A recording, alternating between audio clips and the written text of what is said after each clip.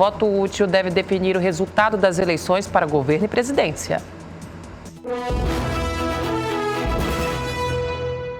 O cientista político Rodolfo Jacarandá explica que o voto útil é quando o eleitor vota estrategicamente, não no candidato com o qual se identifica, mas escolhe um nome com o intuito de impedir que outro candidato seja eleito. Eu penso que o que aconteceu no primeiro turno foi uma antecipação do segundo. Acho que a campanha pelo voto útil, ela acabou tendo esse efeito. As pessoas que, de certo modo, aproveitariam o primeiro turno para votar em alguém mais próximo da sua agenda de interesses, diante da possibilidade de uma vitória do Lula no primeiro turno, acabaram concentrando seus votos, antecipando seus votos no Bolsonaro. Muita gente tem se perguntado, tem muitos comentários dizendo que isso é ruim para a democracia, né? Que o voto útil seria ruim para a democracia. Mas o Brasil é uma democracia muito grande, né? Uma democracia de massas. Tem muitos interesses, muitos grupos conflitantes. Agora, neste cenário, onde apenas 2 candidatos estão em disputa no governo do estado e federal, o voto útil entra novamente, mas dessa vez direcionado com mais ênfase aos que se abstiveram de votar e os que votaram branco ou nulo. Muita gente tem dito, não, mas eu não quero me sentir pressionado a estar entre o Bolsonaro e o Lula. Eu falo, mas então, são 215 milhões de habitantes. A enorme maioria dessas pessoas decidiu por 2 agendas. Não importa muito, não é muito efetivo ou não é muito útil a pessoa dizer agora que não quer se sentir pressionada, se abster ou anular. A democracia é assim. A realidade política é assim. Né? Não é um jogo de ideais. Todo mundo tem seu candidato ideal, mas não é assim que funciona.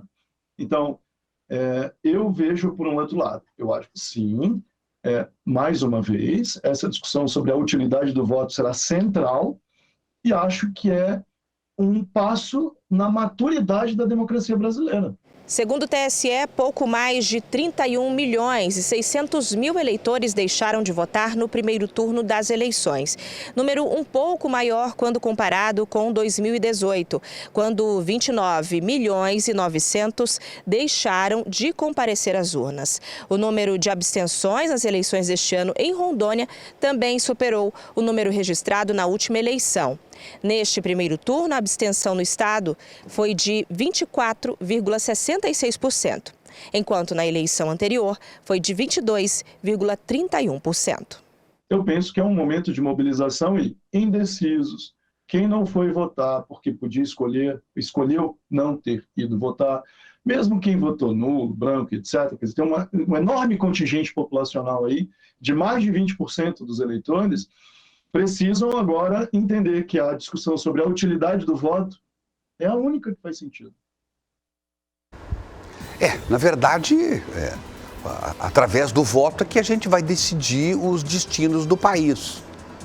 Se você quer que o país ande mais à esquerda, com tendências mais socialistas, e aqui não vai nenhuma crítica, nenhum desdouro, não, é o que é.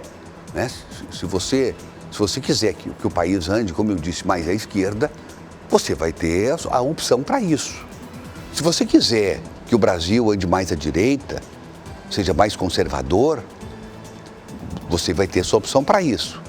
Nós temos um candidato progressista de um lado, do lado esquerdo, e do lado direito um candidato mais conservador. Essa é a escolha hoje. Eles representam ideias, os candidatos. Eles representam ideologias.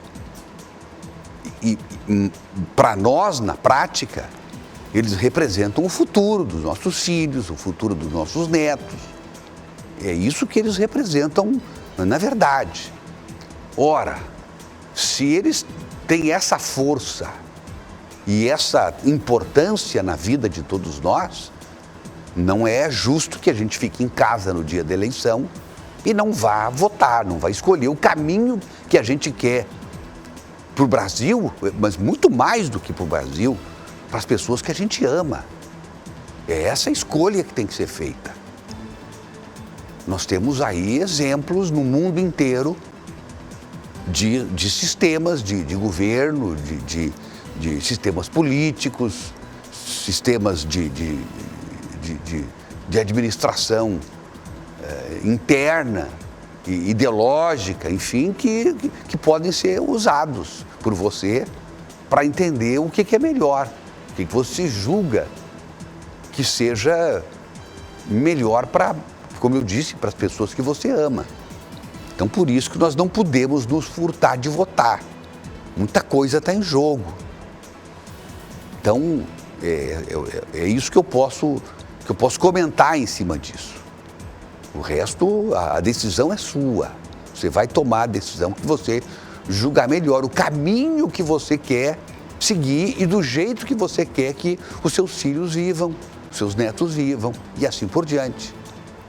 O voto no primeiro turno, ele acabou sendo útil numa boa parcela em razão da rejeição de um candidato. Aí eu não quero determinado candidato, como disse o especialista. Do jeito que as pesquisas estão dizendo, a eleição vai terminar agora. Então eu quero evitar. Outros mantiveram o voto no seu candidato. Mantiveram. E agora, no segundo turno, eles vão ter a oportunidade de votar plebiscitariamente, ou num ou no outro. Como eu disse, muita gente antecipou o voto do segundo turno, outros ainda não.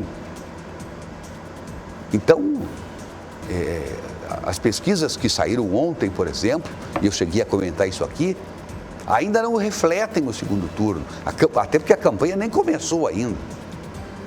Agora que os apoios estão sendo fechados. O presidente Lula, por exemplo, o candidato Lula, ele obteve já alguns apoios importantes de segunda-feira para cá. Bolsonaro da mesma forma. Só que essa pesquisa ainda não detectou o resultado desses apoios. Primeiro porque foram apenas declarações também de apoio, de voto de um para o outro. Agora, na campanha propriamente dita, com os dois candidatos com o mesmo tempo de televisão, com as mesmas chances de se mostrar para a população, de apresentar as suas propostas, olho no olho entre os dois apenas, é que a gente vai ter a condição de efetivamente entender o que pode acontecer até o final, eles se mostrarem efetivamente para todos nós. E eu espero que as pesquisas dessa vez, elas acertem, porque lamentavelmente grande parte das empresas de pesquisa foram um grande engodo.